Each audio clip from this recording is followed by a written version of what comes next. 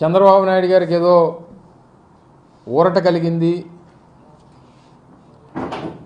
ఆయన సుప్రీంకోర్టులో వేసినటువంటి ఎస్ఎల్పికి సంబంధించి ఏదో ఆయనకు అనుకూలంగా తీర్పు వచ్చినట్టుగా కొన్ని టీవీ ఛానల్స్ చిత్రీకరించేటువంటి ప్రయత్నం చేస్తూ ఉన్నాయి.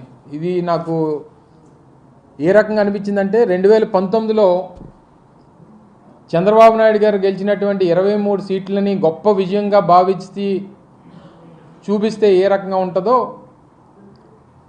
ఈరోజు సుప్రీంకోర్టులో వచ్చినటువంటి తీర్పు చూసిన తర్వాత వీరు చూపిస్తున్నటువంటి, వీరు చిత్రీకరిస్తున్నటువంటి, వీరు షోకేస్ చేస్తున్నటువంటి వారి అభిప్రాయాన్ని ఆ రకంగానే చూడొచ్చు అనేటువంటిది నా అభిప్రాయం. అసలు జరిగినటువంటి కేసు కానీ, జరిగినటువంటి వాదనలు కానీ, ఇచ్చినటువంటి తీర్పు కానీ ఇవన్నీ చూసిన తర్వాత నాకు తెలిసి ఏ రకమైనటువంటి రిలీఫ్ అనేటువంటిది చంద్రబాబు నాయుడు గారికి కలగలేదు అనేటువంటిది నా అభిప్రాయం, ప్రజల అభిప్రాయం, కోర్టు అభిప్రాయం. వాస్తవానికి అసలు ముందుగా గమనించాల్సింది ఏంటంటే, అసలు ఈ కేసుకు సంబంధించి 17A అనేటువంటిది ఏదైతే వర్తిస్తుందా వర్తించదా అనేటువంటి దాని మీద జరిగినటువంటి ఈ కేసు 17A అనేటువంటిది ఒక ప్రొసీజర్కి సంబంధించినటువంటి ఒక సెక్షన్. అందులో భాగంగా 2018 చివరిలో ఇచ్చినటువంటి సెక్షన్ ఏదైతే అమల్లోకి వచ్చిందో,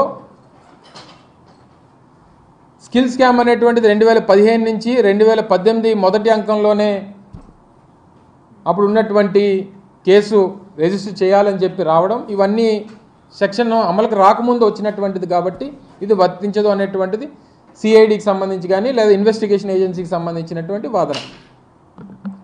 సో ఈ క్రమంలో చంద్రబాబు నాయుడు గారు కానీ, వారి పార్టీ కానీ, వారికి సంబంధించినటువంటి మనుషులు కానీ, లేదా వారి తరపున లాయర్లు కానీ ఈ రోజు వరకు ఎక్కడా అసలు మేము తప్పు చేయలేదనేటువంటి మాట ఎక్కడా మాట్లాడట్లేదు. పోనీ వేసినటువంటి కేసు కూడా అసలు ఈ కేసుకి మాకు సంబంధం లేదని కానీ, లేదా నేను అవినీతికి పాల్పడలేదని కానీ,